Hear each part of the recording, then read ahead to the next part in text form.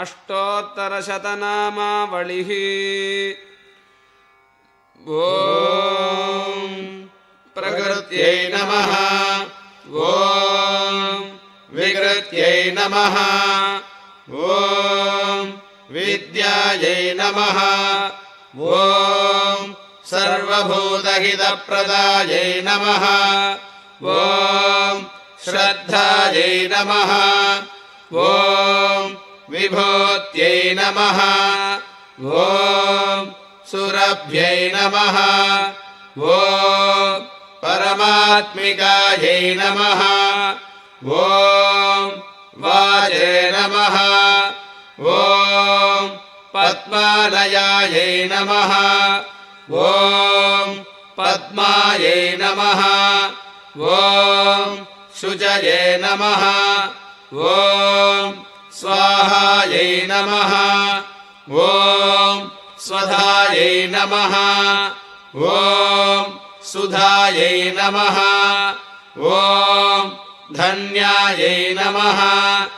ॐ हिरण्मय्यै नमः।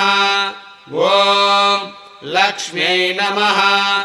ॐ नित्यपुष्टायै नमः। ॐ विभावर्यै नमः। ॐ आदित्यै नमः। ॐ दित्यै नमः। ॐ दीप्तायै नमः। ॐ वसुधायै नमः। ॐ वसुधारिण्यै नमः। ॐ कमलायै नमः। ॐ कान्तायै नमः। ॐ कामाक्ष्यै नमः। ॐ क्षीरोधसम्भवायै नमः। ॐ अनुग्रहप्रदायै नमः। ॐ बुद्धये नमः। ॐ अनघायै नमः। ॐ हरिवल्लभायै नमः। ॐ अशोकायै नमः। ॐ अमृतायै नमः। ॐ दीप्तायै नमः। ॐ लोकशोकविनाशिन्यै नमः। ॐ धर्मनिलयायै नमः। ॐ करुणायै नमः। ॐ लोकमात्रे नमः। ॐ पद्मप्रियायै नमः। ॐ पद्महस्तायै नमः। ॐ पद्माक्षै नमः। ॐ पद्मसुन्दर्यै नमः। ॐ पद्मोद्भवायै नमः। ॐ पद्ममुख्यै नमः। ॐ पद्मनाभप्रियायै नमः। ॐ रमायै नमः। ॐ पद्ममालाधरायै नमः। ॐ देव्यै नमः।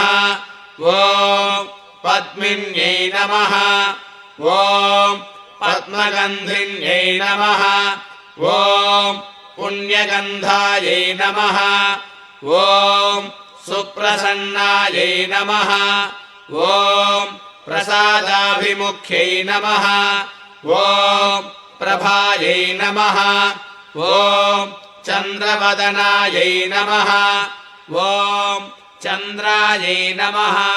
ॐ चन्द्रसहोदर्यै नमः। ॐ चतुर्भुजायै नमः। ॐ चन्द्ररूपायै नमः। ॐ इन्दिरायै नमः। ॐ इन्दुशीतलायै नमः। ॐ आह्लादजनन्यै नमः। ॐ पुष्ट्यै नमः। ॐ शिवायै नमः। ॐ शिवकर्यै नमः। ॐ सत्यै नमः। ॐ विमलायै नमः। ॐ विश्वजनन्यै नमः। ॐ तुष्ट्यै नमः। ॐ दारिद्र्यनाशिन्यै नमः। ॐ प्रीतिपुष्करण्यै नमः। ॐ शान्तायै नमः।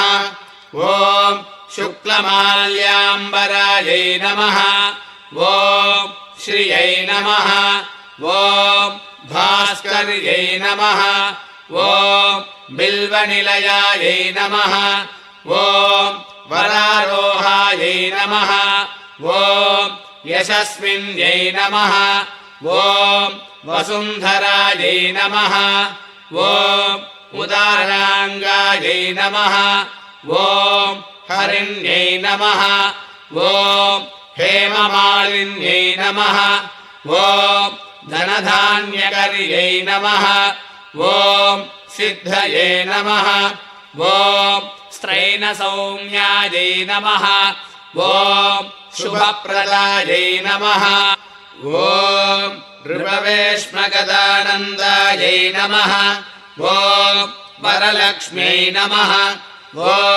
वसुप्रदायै नमः ॐ शुभायै नमः ॐ हिरण्यप्राकारायै नमः ॐ समुद्रतनयायै नमः ॐ जयायै नमः ॐ मङ्गलादेव्यै नमः ॐ विष्णुवक्षस्थलस्थितायै नमः ॐ विष्णुपत्न्यै नमः ॐ प्रसन्नाक्ष्यै नमः ॐ नारायणसमाश्रितायै नमः ॐ दारिद्र्यध्वंसिन्यै नमः ॐ देव्यै नमः ॐ सर्वोभद्रववारिण्यै नमः ॐ नवदुर्गायै नमः ॐ महाकाल्यै नमः ॐ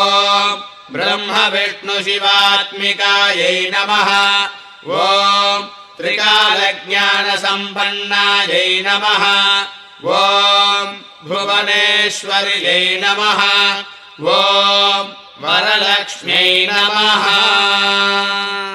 नानाविध परिमल पत्रपुष्पाणि समर्पयामि दशाङ्गं कुक्कुलोपेतं सुगन्धं सुमनोहरम् आग्रयः सर्वदेवानां धूपोऽयं प्रतिगृह्यताम् वरलक्ष्म्यै नमः धूपमाग्रापयामि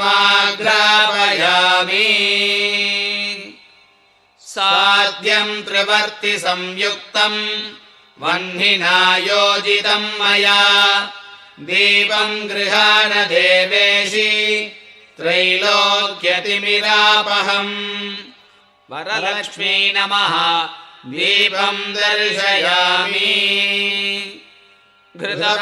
घृतपक्वहविष्यान्नं पायसं च सुकर्गरम् नानाविधं च नैवेद्यं गृहाण हरिवल्लभे वरलक्ष्म्यै नमः नैवेद्यं समर्पयामि गङ्गातोयं समानीतं सुवर्णकलशे स्थिते अर्घ्यं गृहाण कल्याणि महादेवि नमोऽस्तु ते निवेदनानन्तरम् आचमनीयं समर्पयामि एलालवङ्गकर्पूरं सुगन्धं सुरपूजितं प्रीत्या गृहाण देवेशि ताम्बूलं प्रतिगृह्यताम् वरलक्ष्म्यै नमः ताम्बूलं समर्पयामि ॐ राजाधिराजाय प्रसह्यसाहिने नमो वयं वै श्रवणाय कुर्महे समे कामान् कामकामाय मह्यम् कामेश्वरो वै श्रवणो ददातु कुबेराय वै श्रवणाय महाराजाय नमः वरलक्ष्म्यै नमः कर्पूरनीराजनं समर्पयामि नीराजनानन्तरम् आचमनीयं समर्पयामि दिव्यरक्षां धारयामि योपाम् पुष्पम् वेद पुष्पवान् प्रजावान् पशुमान् भवति चन्द्रमा वा अपाम् पुष्पम् पुष्पवान् प्रजावान् पशुमान् भवति य एवम् वेद योपामायतनम् वेद आयतनवान् भवति वरलक्ष्मी नमः मन्त्रपुष्पम् समर्पयामि लक्ष्मीम् क्षीरसमुद्रराजतनयाम् श्रीरङ्गदामेश्वरीम् दासीभूतसमस्तदेववनिताम् लोकैकदीपाङ्कुराम् श्रीमन्मन्दकटाक्षलब्धविभवद्ब्रह्मेन्द्रगङ्गाधराम् त्वाम् त्रैलोक्यकुटुम्बिनीम् सरसिजाम् वन्दे मुकुन्दप्रियाम् नमोऽस्तु नालीकनिभाननायै नमोऽस्तु नारायणवल्लभायै नमोऽस्तु रत्नाकरसम्भवायै नमोऽस्तु लक्ष्मी जगदाम् जनन्यै वरलक्ष्मी नमः नमस्कारान् प्रार्थनाञ्च समर्पयामि।